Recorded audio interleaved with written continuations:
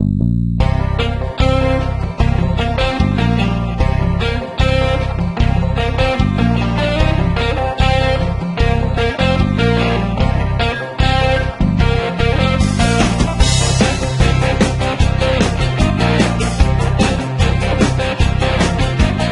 caros alunos. Hoje nós vamos ministrar nossa última aula da disciplina de Gestão de Florestas. E nós vamos falar sobre o Sistema Nacional de Unidades de Conservação da Natureza, o SNUC. Ok? Vamos dar início. A Lei 9.985, de 18 de julho de 2000, instituiu o Sistema Nacional de Unidades de Conservação, o SNUC, que foi regulamentado pelo Decreto número 4.340, de 22 de agosto de 2002. Mas o que vem a ser unidade de conservação, pessoal? Unidades de conservação são as áreas de grande diversidade biológica e dos belos cenários naturais presentes em nosso país, protegidas por lei e têm seu uso restrito, visando a preservação de ambientes naturais remanescentes. Aqui no slide vocês podem ver 3 exemplos de unidades de conservação. São os parques nacionais da Serra dos Órgãos, do Iguaçu e da Chapada Diamantina. O SNUC ele foi concebido para potencializar o papel das unidades de conservação, visando a conservação da diversidade biológica em longo prazo, além de agrupar todas as áreas de conservação das esferas federal, estadual e municipal em uma mesma categoria, facilitando assim a gestão conjunta dessas unidades, ok? O SNUC ele também oferece uma visão estratégica aos tomadores de decisão que possibilita que as unidades de conservação, além de conservarem os ecossistemas e a biodiversidade, que elas gerem renda, emprego, desenvolvimento e propiciem uma efetiva melhora na qualidade de vida das populações locais e do Brasil como um todo. O SNUC, pessoal, ele permitiu modificações importantes na política de criação das unidades de conservação. Ele envolveu a sociedade e as comunidades dos entornos das unidades de conservação nos processos que envolviam essas unidades e também na criação de novas unidades de conservação. Os órgãos governamentais, eles são obrigados a consultar a sociedade civil, especialmente a população localizada nos entornos das unidades de conservação, a respeito de toda e qualquer proposta de criação ou modificação na unidade de conservação. O SNUC ele também estabelece multas e penalidades no caso de infrações e passa a reconhecer reservas privadas. Olha só, pessoal, e quem é que faz a gerência do SNUC?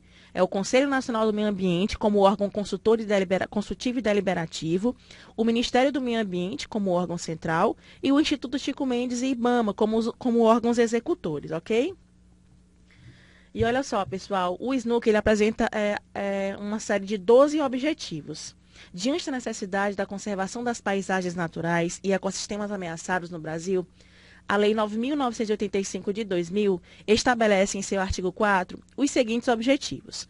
O primeiro, contribuir para a conservação das variabilidades de espécies biológicas e de recursos genéticos no território nacional e nas águas jurisdicionais.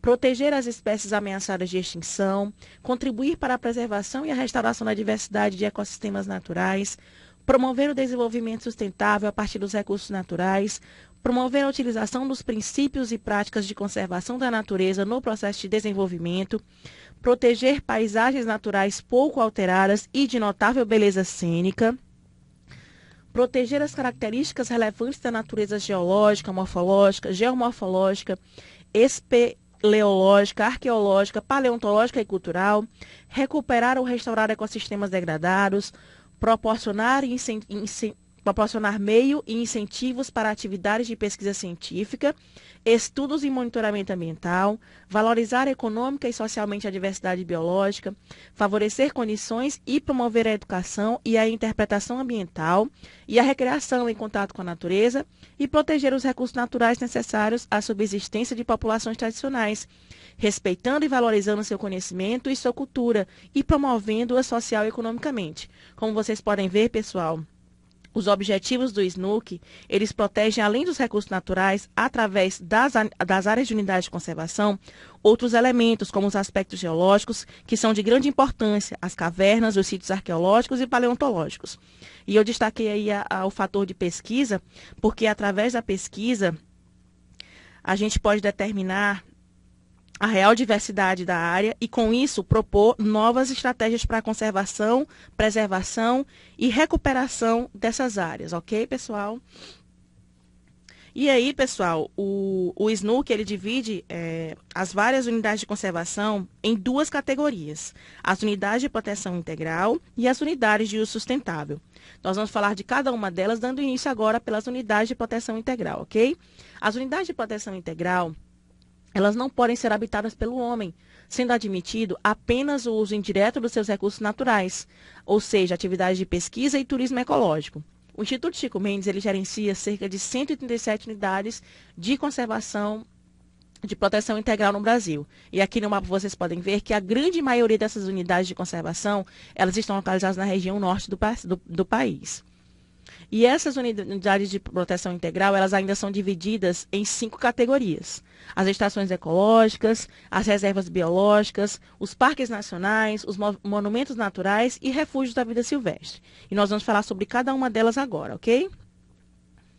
As estações ecológicas, elas têm como objetivo a preservação da natureza e a realização de pesquisas científicas.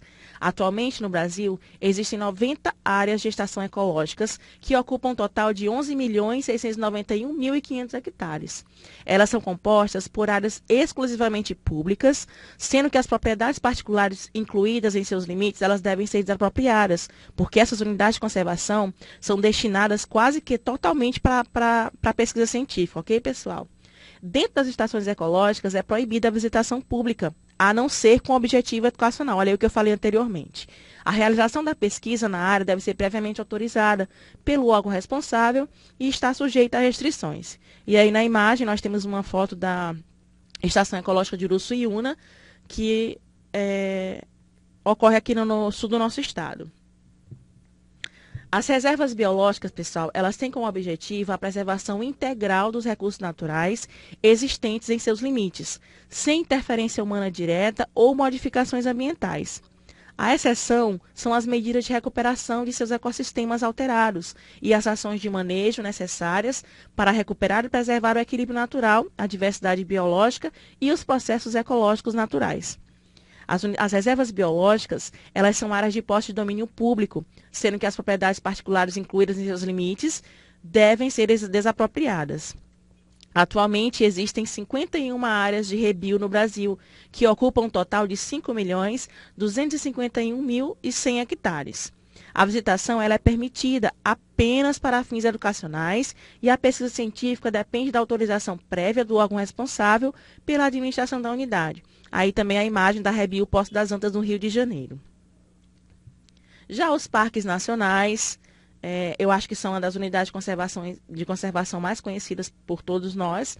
Elas têm como objetivo a preservação de ecossistemas naturais de grande relevância ecológica e também beleza cênica, possibilitando a realização de pesquisas científicas e o desenvolvimento de atividades de educação e interpretação ambiental, de recreação e de turismo ecológico.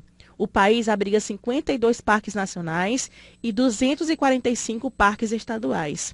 São áreas de posse e domínio públicos, sendo que as propriedades particulares incluídas em seus limites devem ser desapropriadas. Os parques nacionais, quando criados por estados ou municípios, são denominados de parques estaduais ou parques naturais municipais. A visitação pública e a pesquisa científica estão sujeitas às normas e restrições estabelecidas no plano de manejo da unidade, pelo órgão responsável e por sua administração e as previstas em regulamento. Ok? Mais uma unidade de proteção integral são os monumentos naturais. Os monumentos naturais, eles têm como objetivo preservar sítios naturais raros, singulares ou de grande beleza cênica. Eles podem ser constituídos por áreas particulares, desde que seja possível compatibilizar os objetivos da unidade de conservação com a utilização da terra e dos recursos naturais do local pelos próprios proprietários. Caso contrário, as propriedades particulares devem ser desapropriadas. Atualmente, existem 19 áreas de monumentos naturais no Brasil, que ocupam um total de 123.900 hectares. A visitação pública e a pesquisa científica, elas estão sujeitas às normas e restrições estabelecidas no plano de manejo da unidade, pelo órgão responsável por sua administração ou em regulamento. E aí, nós temos a imagem de um dos mais famosos cartões postais do Brasil, que são os cânions do Rio São Francisco, o Monumento Natural do Rio São Francisco. Mais uma unidade de proteção integral são os refúgios da vida silvestre. Essas unidades de conservação, elas têm como objetivo proteger ambientes naturais onde se asseguram condições para a existência ou reprodução de espécies ou comunidades da flora local ou da fauna residente ou migratória. Atualmente, existem 30 refúgios da vida silvestre estaduais e federais no Brasil, que ocupam uma área de 369.700 hectares. Eles podem ser constituídos por áreas particulares, desde que seja possível compatibilizar os objetivos da unidade com a utilização da terra e dos recursos naturais do local pelos proprietários. Caso contrário, as propriedades particulares elas devem ser desapropriadas. Tanto a visitação quanto a pesquisa científica são possíveis, atentando às normas estipuladas no plano de manejo da unidade, com autorização prévia do órgão responsável. E aí uma imagem do refúgio de vida silvestre dos Campos das Palmas, dos Campos de Palmas, no Paraná. E agora, pessoal, nós vamos falar sobre as unidades de uso sustentável. Elas foram instituídas pela Lei 9.985, aqui de 18 de julho de 2000, que é o SNUC, como eu falei anteriormente, e tem como objetivo básico compatibilizar a conservação da natureza com o uso sustentável de parte dos seus recursos naturais. Elas visam a conciliar a exploração do ambiente com a garantia de continuidade dos recursos naturais renováveis, considerando os processos ecológicos de forma socialmente justa e economicamente viável. Atualmente, o Instituto Chico Mendes faz gestão de 173 unidades de conservação de uso sustentável. E vocês podem ver aqui no mapa em verde claro que também, assim como as outras unidades, elas também ocorrem na sua grande maioria na região amazônica, devido ao fato do tamanho dessa floresta e da sua importância para a manutenção da vida no planeta. E as unidades de uso sustentável, elas são divididas em 7 categorias. As áreas de proteção ambiental, as áreas de relevante interesse ecológico, as florestas nacionais, as reservas extrativistas, as reservas de fauna, as reservas de desenvolvimento sustentável e as reservas particulares de patrimônio natural. Nós vamos falar um pouquinho sobre cada uma delas a partir de agora.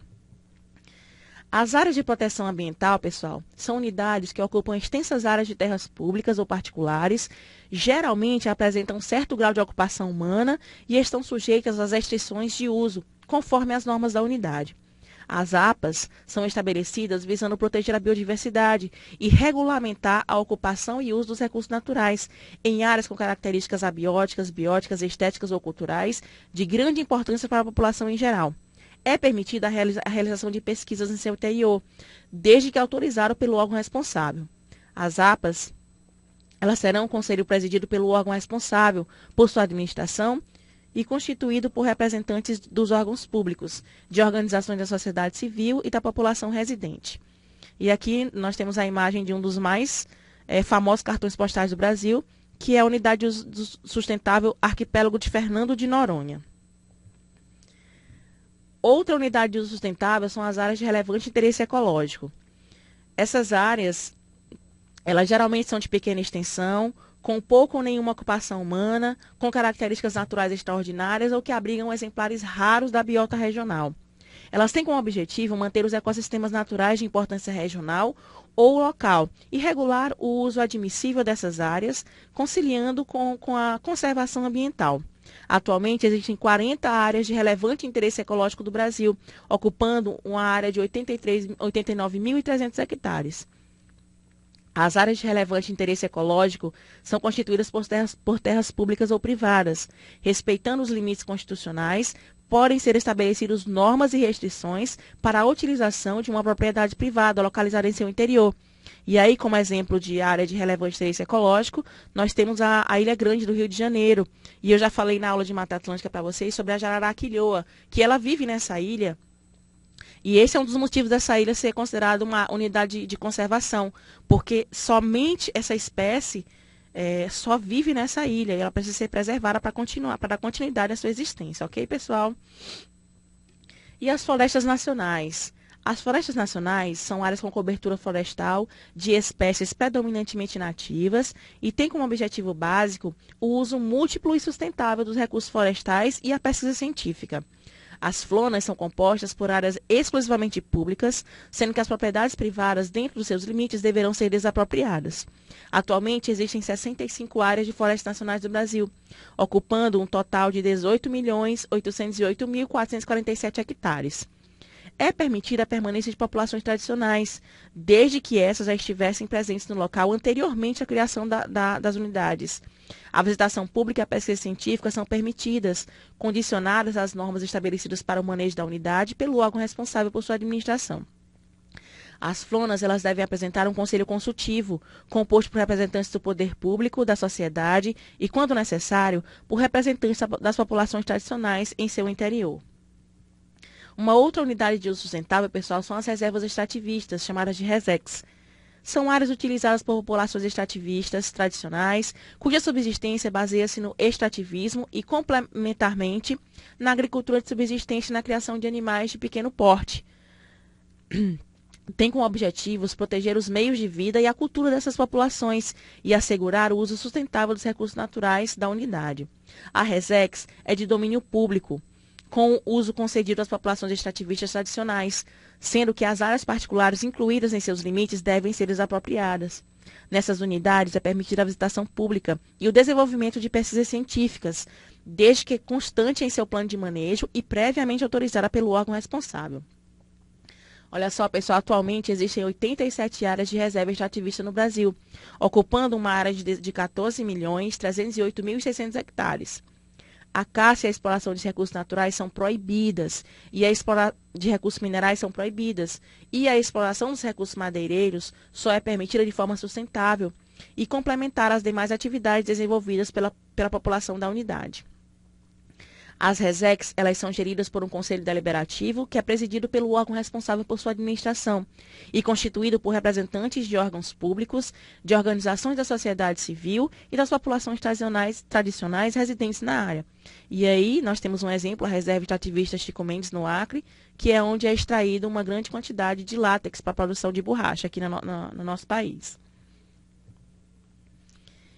Outra unidade de uso sustentável, pessoal, são as reservas de fauna.